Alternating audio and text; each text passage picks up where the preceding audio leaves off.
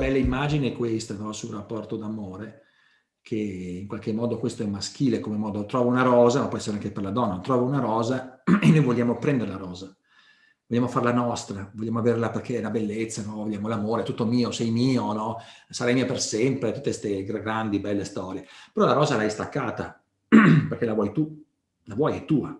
E quando la stacchi lei appassisce giorno per giorno, perché l'hai staccata. E lentamente muore, il suo profumo svanisce. E l'amore non c'è più, ti abitua alle cose e poi ci abituiamo di noi, no? E questa rosa svanisce.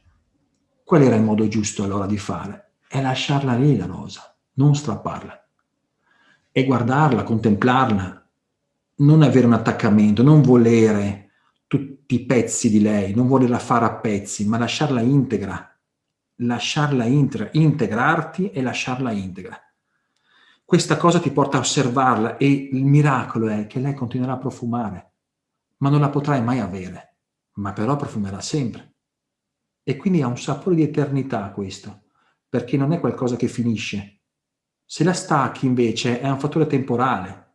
Capisci che tutte le cose che tu in qualche modo vuoi possedere le perdi? Madonna, ma cos'è questa cosa? È una via del non avere allora in qualche modo. Cosa vuoi che ti dica? Questa è la mia esperienza. Più tu non hai, più hai.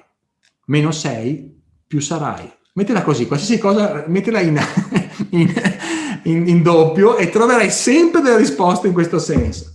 È un po' zen, un po' taoista questo discorso, no? Però diciamo, è un po' un principio di vita. La mia esperienza è stata questa qui. Quando anch'io ho smesso di fare questo sono arrivate delle magie nella mia vita, degli amori che non mi aspettavo ma neanche, ero pronto a buttarmi giù da un fosso perché ho detto che è finita.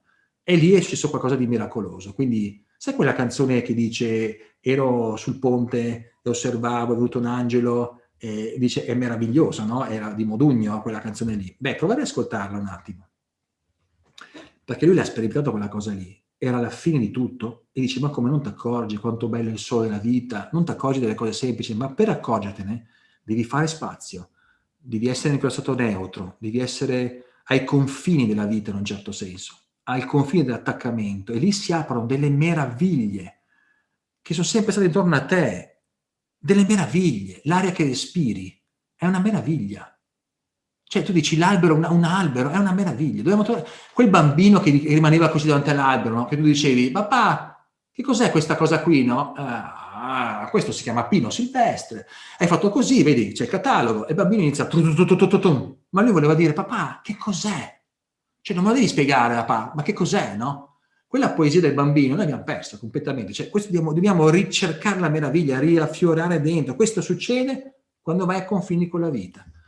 Quando arriverai, hai un trauma, fai un incidente, ti muore un caro, garantisco io per primo perché li ho avuti questi problemi, tra virgolette, lì succede che vai a confini con la vita. E quando succede questo ti si apre ciò che per te era banale. Un'altra cosa importante nei rapporti di coppia, non rendetevi banali e scontati. Lo scontatezza distrugge un rapporto, lo distrugge. Non è sicuro un rapporto. Non è mai sicuro un rapporto. Sì, avrai la casa, avrai dei figli, ma non è sicuro un rapporto. Non lo sarà mai. Perché poi quando si interrompe, tutto si sfascia velocemente, la casa, i figli, tutto questo diventa un gran casino, che si spezzerà. Quindi non farti sicuro anche tu. Il rapporto non è sicuro, non far da mangiare tutti i giorni perché questo è giusto. Fai quello che senti, ma rendi più insicuro è un amore, più un amore va avanti. Più ti fai scontato, ma tu per primo, e non è che è perché tu rendi la persona che è scontata attraverso il tuo modo di fare, più questa cosa, e più vuoi rassicurare l'amore. Senti cosa dici, facciamo una casa, dai, sì dai una casa, facciamo dei figli, sì dai facciamo dei figli, facciamo questa cosa, ci leghiamo così, dai, sì dai, facciamo anche, no, bello, sì, bravi, dai. L'amore più lo rassicuri, più si spegne. Più invece una cosa, gli amanti, no? Oddio, non possiamo stare insieme, oddio no, ecco, più è frizzante. È qualcosa, non potrò mai averti il fiore, non potrò mai averti, non potrò mai averti. Ma che cazzo vuoi avere? Cioè, questo corpo morirà. Cosa vuoi avere? Neanche il tuo corpo puoi avere. Pensaci un attimo, sei in affitto in un corpo, cosa vuoi avere? Algún altro corpo? Non puoi avere neanche te stesso, cioè, di cosa pretendi? No, tu sei mia, se devi fare così, devi fare quello. Ecco, questo è un bel argomento.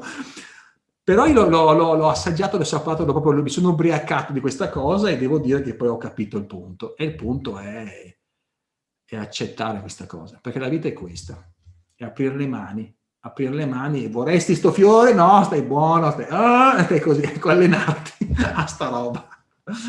Però poi si apre una bellezza, si apre un rinnovamento, si apre un eros anche che continua, non smette.